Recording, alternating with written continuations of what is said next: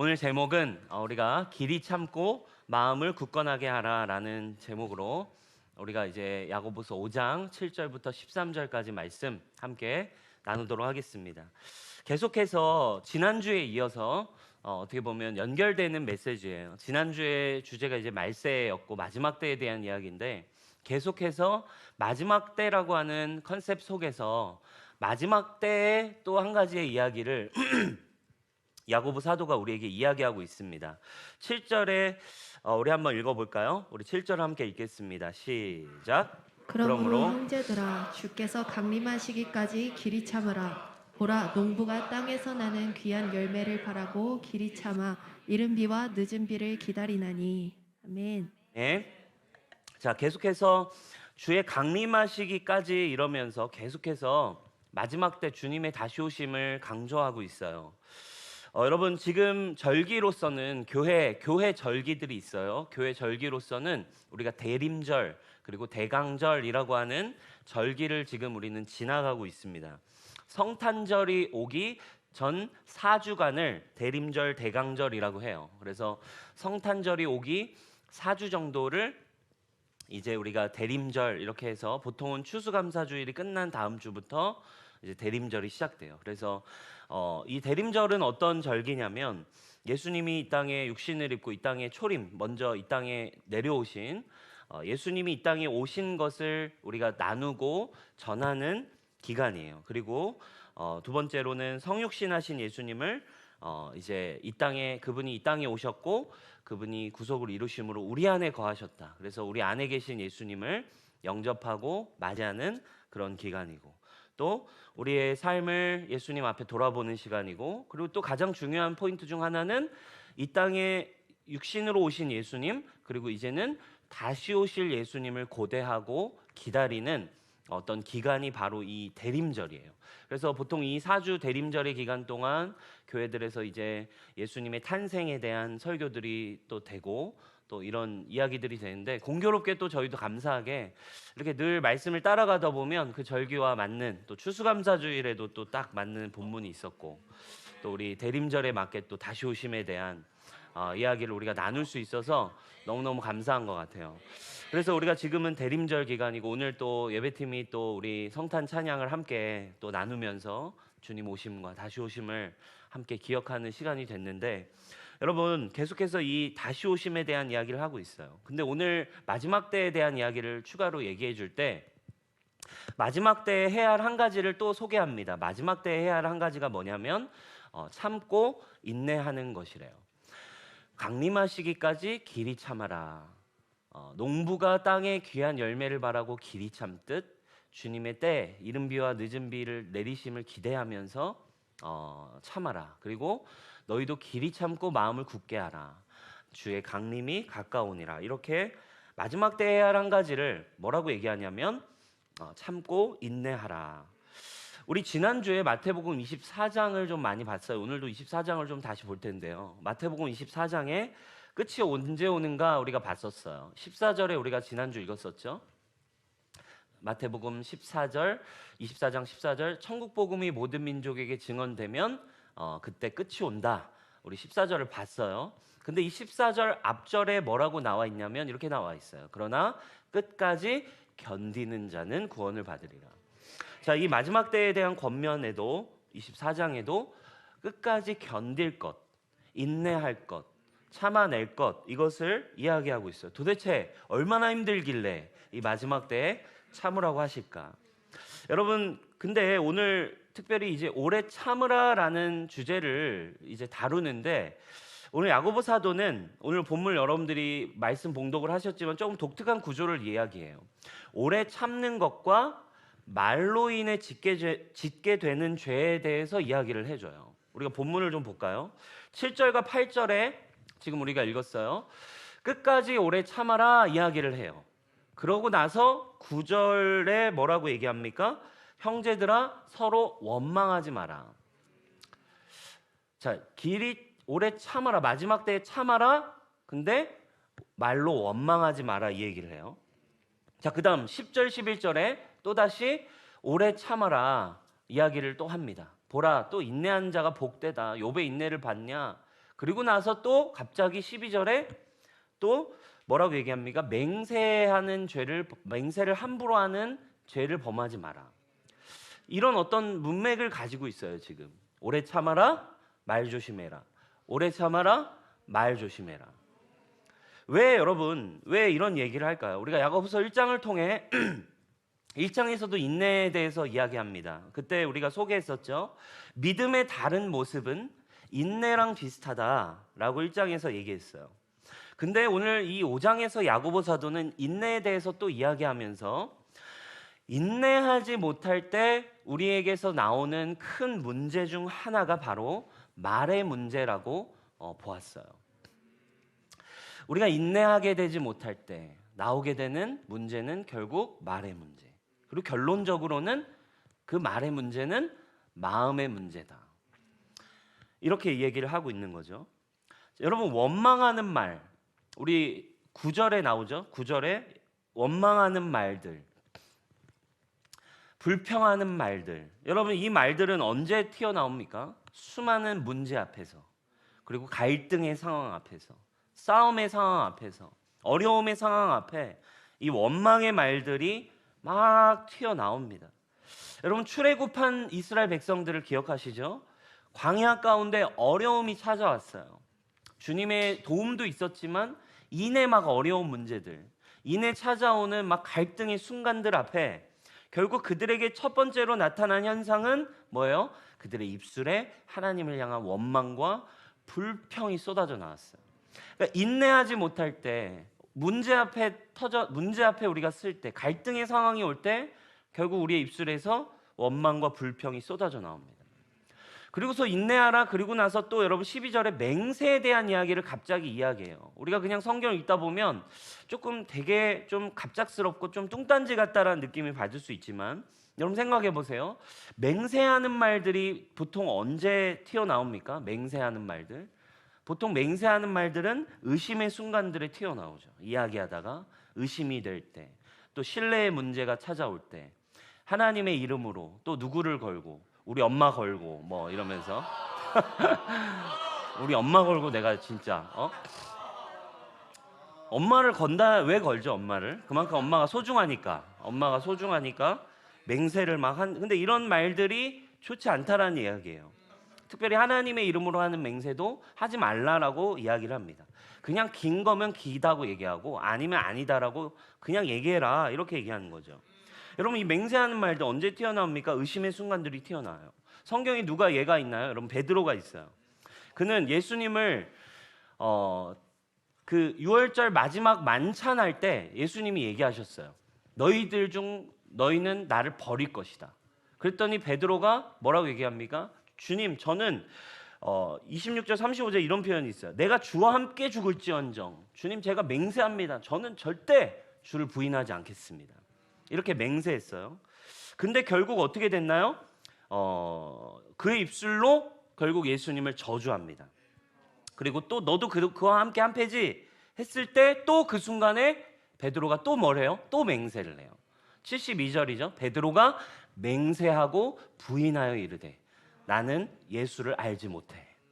슬프죠, 여러분? 그러니까 베드로도 그 순간에 인내하지 못하는 순간, 어려운 순간, 그리고 자신이 의심받는 순간, 의심의 순간, 맹세를 통해서 이걸 뭔가 확인하고 뭔가를 풀어가려고 하는 인간적인 어떤 믿음 없음의 모습이라고 오늘 우리에게 이야기해주고 있어요. 그래서 여러분, 힘들 때, 인내할 수 없을 때 우리의 입술이 벌어집니다. 아, 힘들다. 아, 짜증난다. 아, 죽고 싶다. 그리고 이런 말들은 어떻게 되나요? 여러분, 이런 순간에 우리의 입이 이렇게 벌어져서 나오게 되는 순간, 그 관계와 또 그 공동체와 그곳의 분위기를 급격하게 어렵게 만듭니다. 그죠?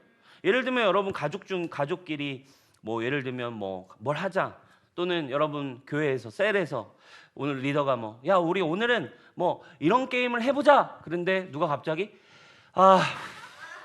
한숨만 한번 쉬어도 생각해 보세요. 만약에 이렇게 말을 한다고 생각해 보세요, 여러분. 그 관계는 결국 그 분위기는 완전히 이제 어려워지게 됩니다. 여러분 결국 근데 오늘 뭐라고 얘기합니까? 결국 이 입술의 문제, 우리가 참을 수 없을 때, 오래 참지 못할 때 원망의 말, 맹세의 말들이 터져 나오고, 근데 이 문제는 결국 어디에 있다라고 봐요? 마음에 있다라고 봅니다. 오늘 8절에 이렇게 얘기하고 있죠. 길이 참고 뭘 굳게 해라? 마음을 굳건하게 해야 된다는 거예요. 결국 이 입술의 문제는 마음으로부터 나와요. 여러분 두 마을이 있었어요. 두 마을이 있었는데 한 마을의 이름은 감사촌이었어요. 그리고 다른 한 마을은 불평촌이었습니다. 불평촌 사람들은 무엇이든지 불만이고 무엇이든지 근심하고 무슨 일이 생기면 매사에 분노하고 또 좋은 일이 일어나도 혹시 또 다시 잘못되어 또 나쁜 일이 일어나지 않을까 예상을 하며 걱정을 합니다.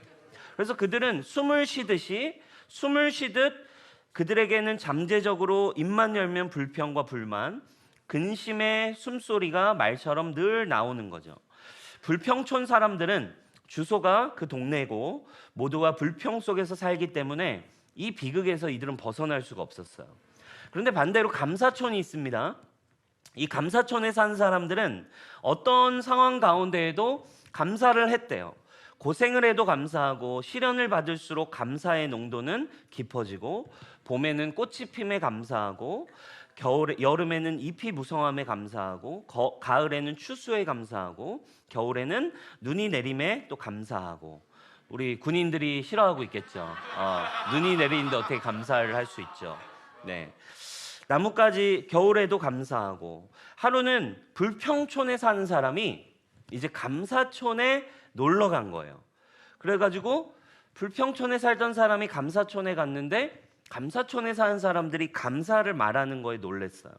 그리고 그는 그곳에서 감사하는 말을 듣고 배우기 시작했어요. 그래서 같이 불평촌에 있던 사람이 이제 감사촌에 와가지고 매일 하루 동안 감사합니다. 막 불평이 생각이 오다가도 갑자기 이 반찬 너무 감사합니다. 막 갑자기 국이 짠데 짜서 감사합니다. 막 이러고 막 그러다가 모든 걸 감사합니다. 이걸 하루 동안 감사를 막 배우고 저녁이 되어서 이제 불평촌 집으로 돌아왔어요. 그랬더니 돌아온 순간 집에 들어오자마자 이렇게 말했대요. 에이, 감사촌에 갔다가 얻어먹은 것도 없이 감사만 하고 왔네 이랬대요. 감사는 어디서만 가능하다는 이야기예요. 감사는 감사촌에서만 가능한 거래요. 그래서 감사촌으로 이사를 와야 감사를 할 수 있다. 그렇죠? 감사촌에 이사 오려면 불평촌에 있던 것을 다 버리고 감사촌으로 이사 와야 돼요. 그리고 감사촌에서 다시 무에서부터 시작을 해야 됩니다. 무에서부터 다시 시작하면 다시 감사를 배울 수 있다라고 하는 거죠. 결국 뭐라고 얘기하는 거예요? 불평촌은 내가 가지고 있는 나의 위치를 생각하는 마음이고 감사촌은 내가 아무것도 아니라고 생각하는 나의 마음. 결국 뭘 얘기해주고 있냐면 이 예화가 결국 나의 마음의 주소지. 나의 마음의 주소지가 지금 어디인가? 감사촌에 살고 있는지, 불평촌에 살고 있는지, 그리스도 안에 살고 있는지, 아니면 나의 육신에 여전히 살아가고 있는지 이야기하고 있습니다. 여러분, 이 마음에서부터 결국에 우리의 입술은, 우리의 삶은 인내해야 되는 상황, 어려운 상황 속에 달라져요. 여러분, 오늘 본문에 욥의 인내를 배우라라고 이야기합니다. 여러분, 욥의 인내 여러분 잘 아시죠? 욥이 이제 모든 걸 다 잃어버렸어요. 모든 걸 다 잃고 정말 자식도 잃고 집도 잃고 재산도 잃고 그리고 건강까지도 잃어버린 그 순간, 도대체 하나님이 계신가? 하나님이 왜 나에게 이렇게 할까? 그러니까 여러분 진짜 말도 안 되는 일만 일어나는 거예요. 여러분 그 상황 속에, 이런 인내의 상황 속에 어떻게 하고 있는가 오늘 우리에게 질문하고 있어요. 욥의 인내를 배우려. 욥이 뭐라고 얘기했습니까? 2장 8절과 9절 10절에 욥의 이 상황이 나와요. 욥이 재 가운데 앉아서 질그릇 조각을 가져다가 몸을 긁고 있더니 몸에 이제 막 병이 나가지고 가려워가지고 도자기로 긁는 거예요. 여러분 생각해 보세요. 도자기 조각은 여러분 거의 칼 같은 거예요. 칼로 피부를 긁어야 이게 해결되는 그 정도의 그 고통 속에서 그의 아내가 그에게 이르되 당신이 그래도 자기의 온전함을 굳게 지키느냐? 하나님을 말로 욕하고 죽으라 얘기해요. 인내하지 말고 말로 범죄하세요. 하나님을 욕해버리고 죽으세요. 아내가 이렇게 얘기해요. 아내가 볼 때도 이렇게 온전하게, 그러니까 표현이 이렇죠. 네 온전함을 지키냐? 믿음을 지키냐? 인내하냐? 인내할 필요 없어. 이 정도면 그냥 원망하고 하나님을 욕하고 죽어버려. 차라리 그게 편해. 죽는 것보다 나은, 그러니까 차라리 죽는 게 나은 고통이 있다는 거예요. 근데 10절 욥이 이렇게 얘기해요. 그가 이르되 그대의 말이 한 어리석은 여자의 말 같도다. 우리가 하나님께 복을 받았은즉 화도 받지 아니하겠느냐 하고 이 모든 일에 욥이 뭘로? 입술로 범죄하지 아니하니라. 오늘 야고보 사도는 욥을 분명히 머릿속에 넣고 우리에게 권면해주고 있어요. 힘든 상황이 있을 겁니다. 마지막 때로 갈수록 예수님을 붙들고 살수록 힘들고 어렵고 참아야 되는 상황이 있을 겁니다. Just to do it 앞에 얘기한 야고보서의 모든 내용, 성도를 사랑하고 옆 사람을 섬기고 이웃을 내 몸과 같이 섬기는 일, 인내가 필요합니다. 영혼을 섬기는 일, 하나님의 나라를 섬기는 일, 주님의 마음이 필요합니다. 그러나 그때 뭐예요? 욥의 인내를 배우래요. 범죄하지 않고 입술로 원망하지 않고 어떻게 했다고 이야기합니까? 입술로 범죄하지 않았는데 9절의 힌트죠. 자기 마음에서 마음의 온전함을 굳게 지켰대요. 오늘 야고보 사도 이야기해요. 길이 참고 마음을 굳건하게 하라. 욥은 어디에 살고 있었나요? 그 내면이 그리스도 안에 하나님 안에 있는 감사촌에 살아가고 있었기 때문에 그 마음을 온전히 믿음으로 지킬 수 있었기 때문에 욥은 감사를 고백할 수 있었고 입술로 범죄하지 않았습니다. 사랑하는 여러분, 여러분들의 마음을 여러분 오늘 다시 돌아보시고 여러분 그리스도 안에 있음을 바라볼 수 있고 예수 그리스도로 인해 여러분 감사할 수 있는 조건들이 여러분 이 마지막 때 여러분들에게 더욱 나오기를 주님의 이름으로 축복합니다. 결국 마음의 문제라는 거죠. 여러분 마음에서 무엇이 있느냐, 그것이 내 믿음과 인내를 할 수 있는 근거래요. 피카소와 반고 아시죠?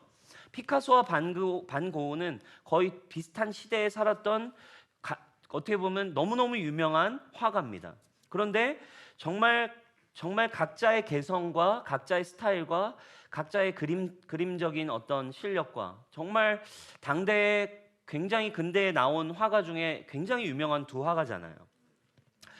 근데 두 사람은 정말 탁월한 재능을 가진 두 화가였지만 알다시피 여러분들이 두 사람의 인생은 완전히 극단적으로 상반된 인생을 살았어요.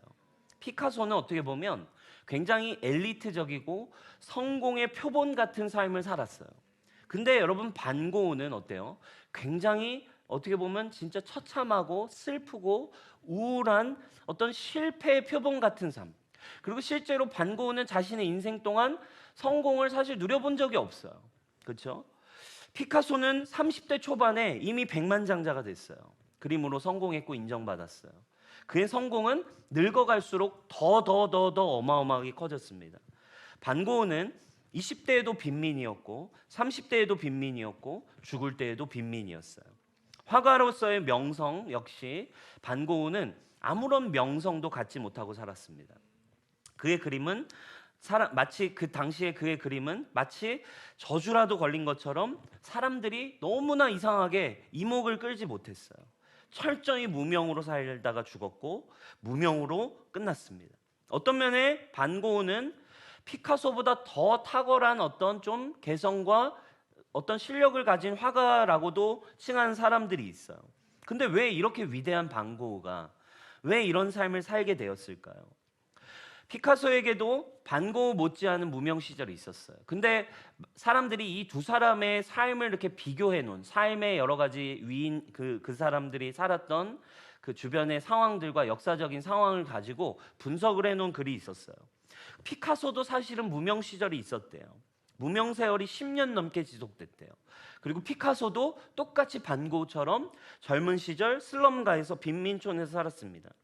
그러나 그 무명의 세월 동안 피카소의 마음 가운데 피카소는 그 마음속으로 생생하게 피카소가 언제나 생각하고 그렸던 그림이 있었던 모습은 뭐였냐면 자신이 언젠가 부와 명예를 한 손에 쥐고 있는 자신의 모습을 피카소는 언제나 상상하고 생각했대요. 그리고 자기가 세계적인 화가가 되어 있는 자신의 모습을 상상했습니다. 그리고 주변 사람들에게 늘 이렇게 얘기했대요. 입만 열면 나는 그림으로 억만장자가 될 거야. 나는 미술사의 한 획을 긋는 사람이 될 거야. 반면 반고흐의 젊은 시절은 마음속으로 늘 그림에서도 나오듯이 그 우울감과 그 굉장히 힘든 쓸쓸한 자신의 모습을 그려요. 자기 얼굴을 그리지만 굉장히 쓸쓸한 자화상. 피카소처럼 반고흐 역시 예언적인 말들을 반고흐도 하곤 했대요. 뭐라고 얘기했냐? 나는 이렇게 평생 비참하게 살다가 죽을 것 같아. 나는 돈이랑은 인연이 없어. 불행이 왠지 나를 절대 떠나지 않을 것 같아. 이런 말들은 그의 동생 테오에게 보낸 편지에서 늘 발견됐다고 하죠. 동일한 재능을 가졌던 두 사람의 인생, 두 사람이 가진 마음의 전개에 따라서 그의 인생들이 그대로 펼쳐지기 시작했습니다. 사랑하는 여러분, 지금 여러분들의 마음, 신앙생활 하면서 마음이에요, 마음. 여러분들의 마음 속에 어떤 그림을 여러분들은 그려가고 계십니까? 인내하는 상황 속에 여러분들의 내면은 어떻게 그려가고 계십니까? 여러분, 진리 안에서, 복음 안에서 여러분들의 그림을 언제나 온전하고 평강과 생명의 그림이 내면에 여러분 멈추지 않기를 축복합니다. 오늘 분명히 얘기해요. 마지막 때가 가까울수록 참으면서 마음을 굳건하게 하라. 흔들림 없는 그림, 흔들림 없는 생각, 흔들림 없는 마음의 상태를 유지해라. 욥처럼 온전하게 믿음을 지켜라. 제가 아는 목사님이 계세요. 아는 목사님, 개척하신 목사님이고 나이가 좀 저보다 연배가 있으신 목사님인데 그냥 얘기를 들어보면 정말 너무 많은 고난을 겪으세요. 재정 문제부터 시작해서 또 질병 문제, 또 여러 가지 상황들, 너무 정말 어떻게 이런 힘든, 너무 진짜 힘든 시즌을 보내는 목사님이 계셨어요. 그래서 제가 이렇게 들었을 때 야, 너무 어려운데 어떻게 견뎌낼까 싶었어요. 그런데 만나서 대화를 했을 때 아니었어요. 그게 아니었어요. 보통은 그런 상황이 오면 부정적인 말들을 쏟아놓을 수 있는데 그 목사님과 그냥 대화를 하면 할수록 그냥 인사치레로 그냥 하는 말이 아니라 그냥 그분 안에 있는, 그분의 마음 안에 있는 어떤, 대화를 하면 할수록 그분 마음에 깊이 뿌리 박혀 있는 믿음이 진짜 막 그런 느낌이 드는 거예요. 너무 정금 같다 정말. 그냥 서로 명목상으로 하는 얘기가 아니라 그분 안에 막 그 마음들, 주님이 주신 마음들, 그리고 그 상황을 이겨내는 삶을 들을 때 마음이 너무 맑다라는 느낌이 들고 그 마음이 정말 믿음으로 채워져 있다라는 느낌을 받았어요. 그러나 여러분, 저를 포함해서 우리 모두가 그렇게 살 수 있는 게 아닌 것 같아요. 작은 고난에도, 작은 문제에도 우리가 무너지는 사람들이 너무 많죠. 작은 염려와 작은 순간에도 말로써 죄를 범하고 말로써 원망하고 말로써 불평하는 문제 가운데 우리는 너무나 많이 사로잡힙니다. 또 내가 이루지 못하고 내가 원하는 것들이 이루어지지 않아서 무너지는 사람도 있죠.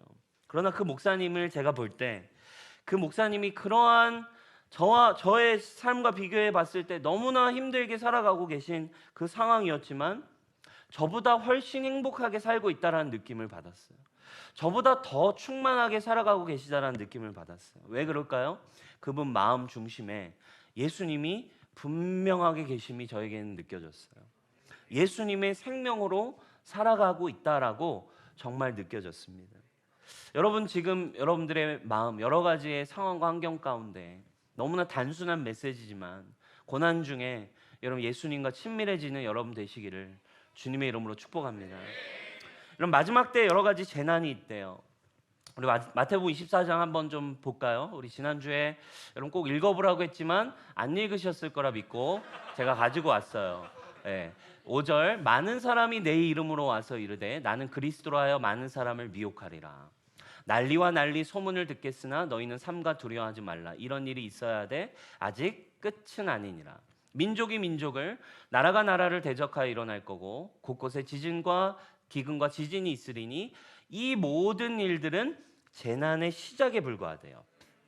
진짜 고난이 또 찾아오는데 그 고난은 어떤 고난이냐? 9절입니다. 그때 사람들이 너희를 환난에 넘겨줄 거고 너희를 죽이리니 너희가 내 이름 때문에 모든 민족에게 미움을 받으리라. 그때 많은 사람이 실족하게 되어 서로 잡아주고 서로 미워하겠으며. 고난에 대해서 두 가지로 세팅을 분류하세요. 재난의 시작들이 있대요. 그냥 이 세상, 지구와 이 세상 가운데 일어나는 일.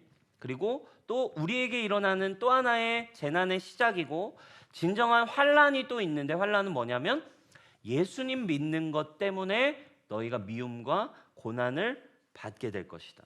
여러분 어떤 것 같아요? 예수님 믿으면 이제 점점 더 어려워지는 시대가 찾아오고 더 심해질 거라고 예상합니다. 이렇게 여러분 어려워질 거래요. 여러분 여기 교회 다니시면, 예수님 믿으시면 이렇게 된대요. 여러분 예수님이 직접 자신이 하신 말씀이에요. 여러분 이렇게 파는 여러분 세일즈맨이 있겠습니까? 이거 여러분 사시면 여러분 고생합니다. 여러분 이거 가져가시면 죽도록 고생합니다. 여러분 이거 가져가시면 미움받습니다. 여러분 이거 여러분 가지고 가면 모든 사람한테 미움받아요. 모든 민족이, 그리고 많은 사람들이 당신을 환난에 넘겨줄 겁니다. 예수님이 얘기하. 여러분 그러니까 그래서 뭐 해야 되는데, 오늘 야고보 사도가 얘기하는 거예요. 견뎌야 된대요. 참아내야 된대요. 여러분 믿으실 거예요, 예수님 이래도? 네? 그러니까 아니 처음 듣는 사람들이 있을까 봐 제가 솔직하게 오픈하는 거예요. 복음은 복음인데 가져가시면 여러분 이제 고난을 받아요. 이렇게 결론을 내린다면 여러분 이제 큰일 나겠죠. 네. 그래서 저스트 두잇은 결국 뭐예요? 끝까지 견디고 참아낼 수 있는 비결이 있어야 돼요. 그럼 우리가 어떻게 끝까지 참아낼까? 마음을 굳건하게 어떻게 지킬 수 있을까요? 마음을 지키는 힘이 무엇일까요? 우리 13절 한번 볼까요? 13절을 우리가 한번 읽어보겠습니다. 시작. 너희 중에 고난당하는 자가 있느냐? 그는 기도할 것이요. 즐거워하는 자가 있느냐? 그는 찬송할지니라. 아멘. 아멘. 네. 뭐라고 얘기합니까? 오늘 결론입니다. 자, 어려움 중에 문제 중에 이 고난을 어떻게 지킨가? 자, 고난이 오면 입이 벌어져요. 힘들어요. 지키기 어려워요. 근데 오늘 굳게 참으래요. 마음을 굳건하게 하래요. 마음이 핵심이래요. 그럼 마음을 어떻게 굳건하게 할 수 있을까? 우리의 내면을 지금 얘기한 것처럼 아까 그 목사님처럼 예수 그리스도로, 예수님의 사랑으로 어떻게 충만하게 할 수 있을까? 예수님 이름 때문에 우리는 고난받고 어려움이 더 커질 수 있지만, 예수님 믿으면 무조건 더 어렵고 손해볼 수 있는 상황이지만 어떻게 예수님의 사랑과 임재로 더 충만해질 수 있을까? 솔루션은 13절이에요. 뭐래요? 기도할 것이요 찬송할지니라. 바로 기도와 찬양입니다. 이게 너무 중요한 거예요. 기도와 찬양이 솔루션이래요. 여러분 마지막 때로 갈수록 그래서 현상이 있어요. 핍박과 함께, 어려움과 함께 고난도 커지지만 마지막 때가 될수록 일어나는 현상 중 한 가지는 뭔지 아세요? 강력해지는 게 있어요. 환난이 강력해질수록, 미움이 강력해질수록 주님의 몸된 교회 안에 점점 더 강력해지는 것이 있는데 바로 강력한 기도와 예배라는 거예요. 바로 경배와 찬양의 능력들이 강력해집니다. 이게 너무 중요한 포인트인 거예요. 경배의 능력, 예배의 능력, 찬양과 기도의 힘. 사단이 가장 싫어하는 게 바로 이 기도와 경배의 능력이에요. 토미 테니가 쓴 책에 이런 이야기가 쓰여져 있습니다. 제 가슴을 후벼파고 각인시켰던 한마디예요. 진정한 경배가 시작되어질 때 사탄의 나라 지옥에서는 공습경보 사이렌이 울리기 시작한다. 할렐루야. 왜 그렇습니까? 경배가 시작되는 곳에 예수님 이름 때문에 고난을 받았지만 참된 기도와 찬양과 경배와 예배가 시작될 때 우리의 마음이 굳건하게 다시 예수 그리스도의 살아계심의 임재로 충만해지기 때문입니다. 경배가 회복되는 그곳에는 강력한 하나님의 살아계신 왕권과 통치가 다시 그곳에 회복되기 때문입니다. 아무리 힘들어도 우리 하나님이 살아계심이 경험되어지고 하나님을 부인할 수 없고 찬양 중에 거하시는 하나님의 임재와 능력을 경험할 수 있기 때문에 그렇습니다. 경배가 회복되는 곳에 하나님의 임재를 누구도 부인할 수 없이 누리게 되기 때문에 그래요. 예배 가운데 찬양 가운데 주님의 임재를 경험할 때 우리의 마음에 무엇이 이제 들어갈 수 있습니까? 우리의 마음이 열리고 메시지가 말씀이 진리가 우리의 마음 가운데 여러분 안에 들어갈 수 있기 때문입니다. 마음을 지키고 어둠을 이길 수 있는 힘이 바로 이 경배와 기도와 찬양의 능력에 있기 때문에 그래요. 바로 여기에 우리가 세상을 이길 수 있는 힘도 이 임재 안에 있기 때문에 그래요. 사단이 욥을 아까 얘기했어요. 욥의 인내 이야기하죠. 여러분 오늘 이 본문은 거의 욥의 이야기랑 똑같다고 보시면 돼요. 욥을 시험했습니다. 다 뺏어갔어요. 아내는 뭐라고 얘기했어요? 욕하고 죽으라. 그런데 욥이 입술로 범죄하지 아니하니라 이래요. 근데 그 뒤에 내용에 욥이 결국 어떻게 했다라는 이야기가 20절부터 또 뒤에 나옵니다. 뭐라고 얘기합니까? 이 순간 욥이 한 일이 있어요. 마음을 온전히 지키기 위해 굳게 참아내기 위해 한 일, 욥이 일어나 겉옷을 찢고 머리털을 밀고 땅에 엎드려 예배하며 이르되 내가 모태에서 알몸으로 나왔습니다. 주님, 알몸이 결국 그냥 알몸으로 돌아갈지라도 주시니도 여호와시고 가져가시니도 여호와시오니 여호와의 이름이 찬송을 받으실지니이다 하고 이 모든 일에 욥이 범죄하지 아니하고 하나님을 향하여 원망하지 아니하니라. 여러분 예수님 때문에 고난당해도 예수님 때문에 결국 다 손해보게 돼도 예수님 때문에 영혼을 섬기다가 자존심 상하고 재정이 쏟아지고 어려운 일이 생겨도 여러분 어떻게 여러분들의 마음을 지키고 굳건하게 하고 변하지 않는 충만함을 유지하고 있냐는 거예요. 욥은 그 어떤 순간에도 하나님을 향해 입술로 범죄하지 않고 원망하지 않았대요. 그 힘이 어디에 있었습니까? 오늘 13절의 말씀에 있었어요. 무엇입니까? 고난당한 자가 있느냐? 기도해라. 즐거워하냐? 더 찬송해라. 기도와 찬양, 예배에 답이 있었어요. 범죄하지 않고 원망하지 않는 능력이 어디로부터 왔다고 얘기할 수 있나요? 욥 안에 있던 참된 예배의 힘이었어요. 욥이 머리를 밀고 옷을 찢고 하나님을 예배하기 시작했어요. 여러분 마지막 때 그래서 여러분 어떤 일을 주님이 일으키시냐? 그래서 결국 이 마지막 시대 경배와 이 중보의 운동을 강력한 기도와 경배의 운동을 회복시키는 일을 주님이 자연스럽게 교회 가운데 일으키고 계시다는 거예요. 경배와 중보, 기도와 찬양은 따로 있지 않고 점점 마지막 때로 갈수록 함께 갑니다.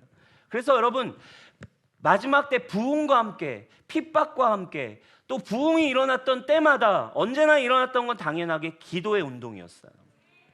우리나라에 어마어마한 여러분 한국교회가 전 세계에 엄청난 임팩트를 줬던 부흥을 가져온 기독교적으로 신학교 가면 기독교적으로 이 근대에 엄청난 부흥을 가져온 나라 중에 한국이 소개됩니다.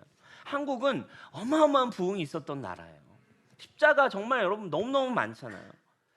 그리고 한국의 이 기도 운동이 사실 이 한국 하면 기도 코리안 프레이어 그래가지고 외국 나가면 외국 집회에서 우리 함께 코리안 프레이어 합시다. 그래가지고 코리안 프레이어가 뭐예요 여러분? 주여 삼창 주여 주여. 근데 여러분 이게 우리는 주여 이렇게 하는데 그들은 이제 약간 이게 발음이 God 이렇게 하기가 어렵고 제가 이쪽에 중앙아시아 쪽 가보니까 거기는 하나님이 가스포드라는 말이에요. 러시아어로 가스포드 막 이러는데 코리안 프레이어 강력한 기도입니다. 그래서 한국에 이 어마어마한 기도 운동이 일어났어요. 여기저기 통곡하며 새벽기, 유일무이하게 새벽 기도를 만든 나라. 그죠? 꼭두 새벽에 예배를 만들어서 그 꼭두 새벽에 기도를 하는 유일무이한 전 세계 국가. 밤을 철야 기도, 나이트 프레이어가 생긴 나라. 그죠? 밤을 새는 기도가 생긴 나라. 산기도, 새벽기도, 금요철야기도, 수요기도, 매일기도, 아침기도, 정오기도, 뭐 별의별 기도회가 다 있는 민족이었어요. 기도 모임이 이 민족 가운데 기도회가 있었어요. 그래서 여러분 뭐 진짜 전통적으로 그래서 뭐 목회자 하려면 목사 되려면 기도원 가서 소나무 하나는 뽑아야 된다. 뭐 이런 말들, 그죠? 산기도 가서 소나무는 뽑아야 된다. 그래서 제가 이제 신대원을 다닐 때 기숙사에 살았거든요. 그래서 그때만 해도 산기도를 많이 했어요. 그래가지고 이제 여기저기서 산기도가 막 많이 들려오는. 그래가지고 막 친구들 목소리도 막 들려오고. 그래가지고 누구 올라갔다 막 이러고 누구 올라갔다. 그래서 우리끼리 막 장난으로 약간 어떤 형제는 일부러 여자 기숙사 쪽으로 기도를 막 한다. 자기의 목소리가 들리게. 저것은 기도인가 구애인가 막 이러면서 막 약간 그런 그만큼 이제 막 산기도도 막 같이 하고 이렇게 기도를 열심히 했어요. 저도 신대원 때 이제 1, 2학년 때 기도 산에 올라가서 혼자 기도를 많이 했습니다. 처음 사역을 시작하면서 그때 막 산에 올라가서 기도를 했어요. 그래서 저도 제 안에도 어쨌든 이 압박감이 있었던 것 같아요. 목회자 하려면 소나무는 하나 뽑아야 된다. 이 압박감이 저에게 있었는지 모르겠어요. 그래서 올라가서 이상하게 산기도를 하러 갔는데 저도 모르게 나무를 고르고 있는 거죠. 저도 모르게 나무를 이렇게 골랐어요. 그래서 그 중에 가장 허약해 보이고 가장 뿌리가 깊지 않은 나무를 하나 골랐습니다. 그리고 그 나무를 하나 붙들고 제가 진짜 한번 기도해봤어요. 나무 붙들고 진짜 뽑히나 안 뽑히나. 그래도 진짜 얇은 나무로 뽑힐 수 있나 없나 제가 진짜 기도를 해봤거든요. 근데 여러분 뽑혔을까요? 안 뽑혔을까요? 진짜 절대 안 뽑혀요. 발악을 해도 나무가 절대 뽑히지 않습니다. 이게 정말 진짜 뻥인지 아니면 팩트인지 제가 체크를 해봤으면 좋았겠지만 근데 그만큼 이 민족이 이 나라가 이 교회가 한국 교회가 그만큼 기도했다라는 거예요. 모이기를 힘쓰며 기도에 전념하니라. 이 사도행전에 나온 초대교회의 부흥이었어요. 결국 한국교회 기도를 통해 이 무시로 늘 주님을 향한 기도를 통해 부흥이 일어났습니다. 여러분 그럼 이 마지막 때 다시 인내를 주님의 핍박이 더해 갈수록 인내해야 되는 상황 속에 여러분 어려운데 어떻게 부흥할 수 있냐고요. 여러분 이게 교회 우리가 중요한 비밀 중 하나예요. 세상이 우리를 막 더 몰아갈 텐데 예수님 믿는 것 때문에 여러분 요즘 뭐 뉴스만 봐도 여러분 교회는 얼마나 타겟이 됩니까? 그죠? 예수님 이름 때문에 근데 이거는 여러분 우리가 화낼 필요도 없어요. 성경이 말한 대로 가고 있는 것뿐입니다. 점점 더 우리는 어떻게 더 즐거울 수 있고 우리는 어떻게 더 기쁠 수 있고 우리는 어떻게 더 부흥할 수 있냐는 거예요. 결국에 기도의 부흥, 예배의 부흥인데 여러분 그러면 이 마지막 시대, 이 시대, 우리 세대에 어떻게 다시 기도 운동이 회복될 수 있을까요?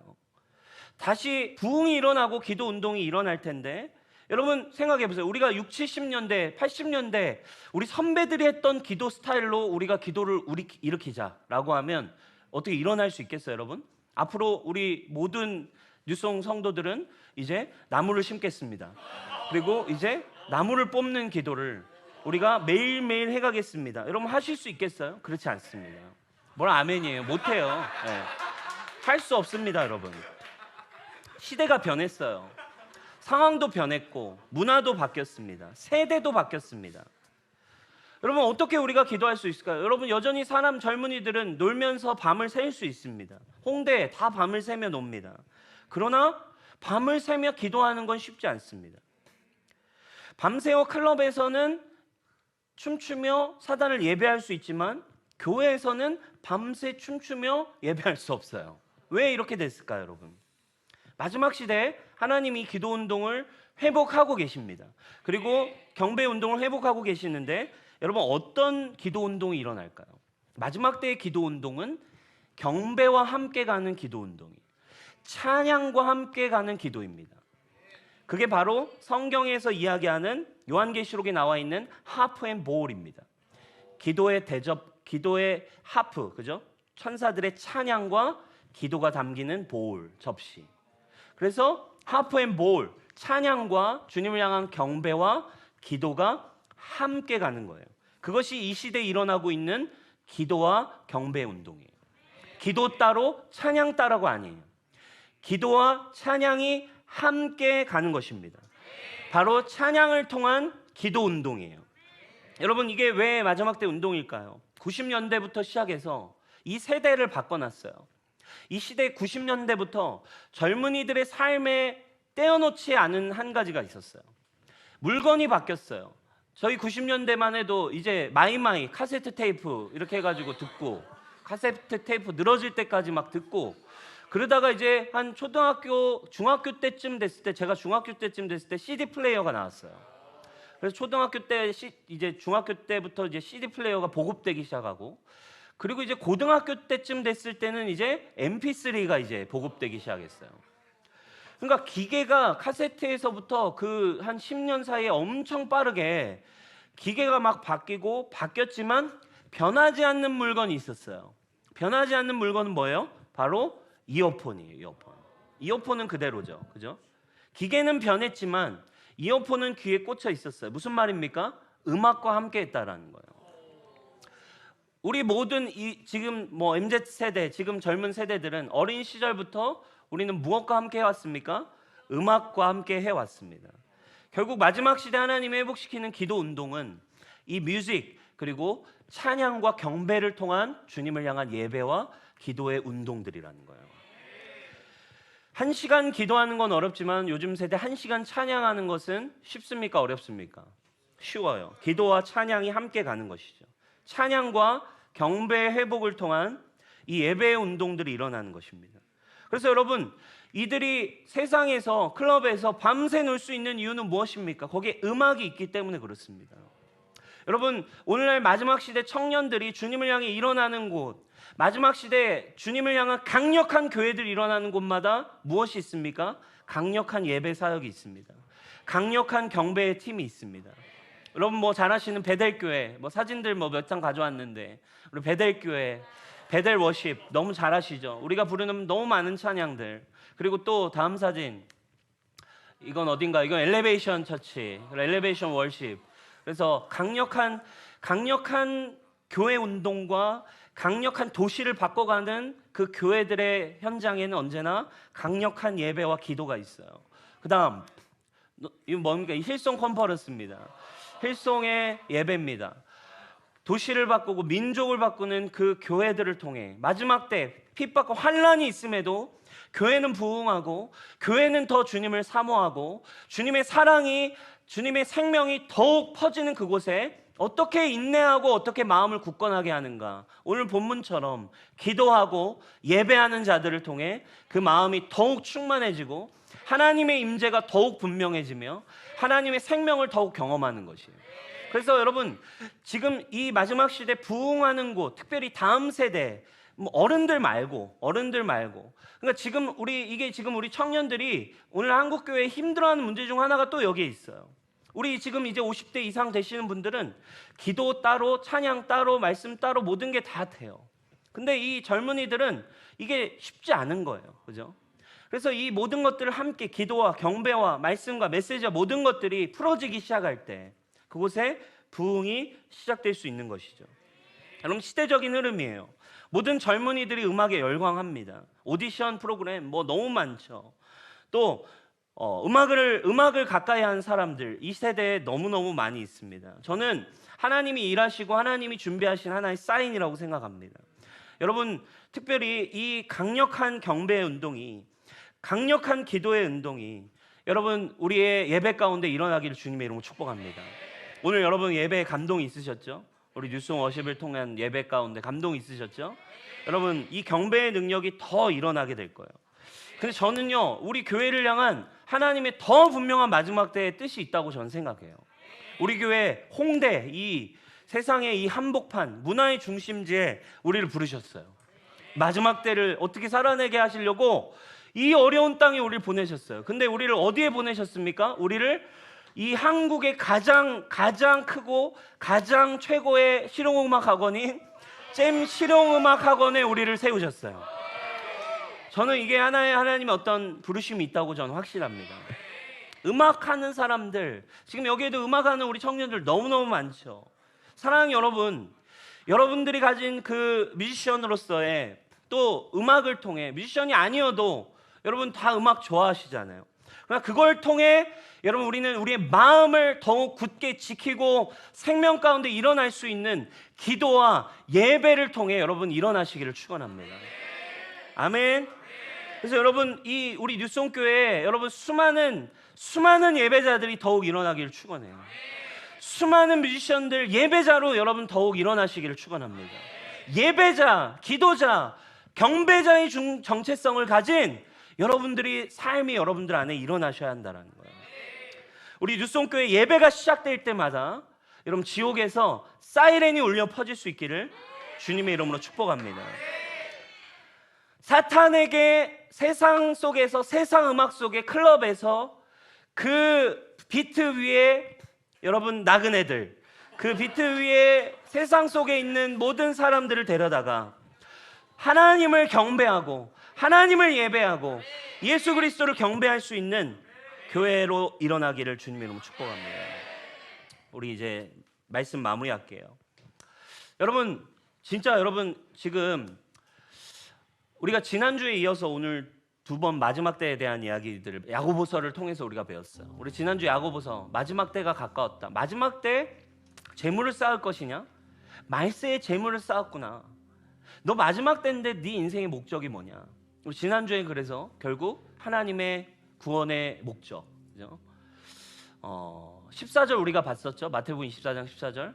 마지막 때 모든 민족에게 복음이 증언되는 일을 위해, 마지막 때가 오기 때문에 주의 나라와 주의 영광을 위한 일에, 그리고 특별히 한 영혼 한 영혼을 제자 삼고 한 영혼 한 영혼을 세워가는 그 일에, 한 영혼을 구원하는 일에 마지막 때의 비전이 있습니다. 그리고 오늘 또 중요한 한 가지, 이 마지막 때에 인내할 수 있는 비결, 그 일을 해갈 때 우리가 지치고 힘들고 억울하고 고난이 당하고 환난 가운데 주님의 생명을 쫓아가는 건 그대로 고난이에요. 힘든 일입니다. 이걸 어떻게 더 강력하게 흔들리지 않고 굳게 할 수 있는가? 오늘 결론은 뭐라고 얘기하고 있어요? 기도와 경배, 찬양이라고 얘기하고 있어요. 두 가지. 여러분 우리 교회 여러분 비전 아십니까? 우리 교회 뉴송교회 비전에 두 가지 단어가 있어요. 기둥이 있어요. 첫 번째 뭐예요? 월십입니다. 두 번째 디사이플십입니다. 오늘 이 마지막 때의 두 가지 야고보서의 권면은 이 뉴송교회의 두 가지의 가치와 동일합니다. 마지막 때에 우리는 디사이플십 할 겁니다. 주님 오심을 준비하며 모든 민족이 이 세대 한국교회 수많은 청년 세대 가운데 다시 한번 예수 부흥이 일어나게 될 것입니다. 아멘. 무엇을 위해 여러분 인생을 사시겠습니까? 고난이 있습니다. 쉽지 않습니다. 그 일을 위해 하나님 우리에게 경배와 기도의 운동을 허락하셨습니다. 우리의 월십이, 여러분 우리 뉴송교회 월십이 여러분 더욱 하나님의 나라를 여는 이 도시의 문을 열어 제끼는 예배로 우리 교회 예배가 사용되기를 축원합니다. 많은 뮤지션들이 있습니다. 여러분 예배를 위해 준비하십시오. 수많은 경배팀이 이 교회에 세워지게 될 것입니다. 수많은 예배팀들이 일어나게 될 것입니다. 수많은 예배자들, 기도자들, 중보자들이 여러분 이 교회 가운데 일어나게 될 것입니다. 아멘입니까? 이 도시를 회복시키고 이 나라를, 청년 세대를 다시 일으키는 여러분 마지막 때를 준비하는 교회, 디사이플십과 월십을 여러분 분명히 하시기를 바랍니다. 마지막 때입니다. 무엇을 위해 살아가고 있나요? 마지막 때입니다. 여러분 뭐에 지금 염려하고 여러분들의 입술은 무엇을 말하고 있나요?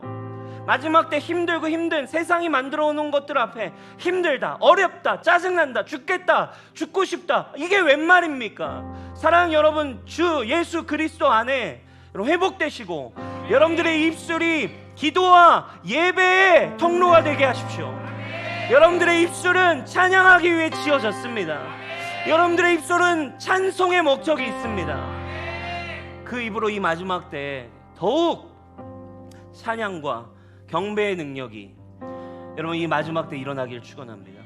힘드십니까? 여러분 우리가 더욱 기도와 예배의 운동들을 회복합시다.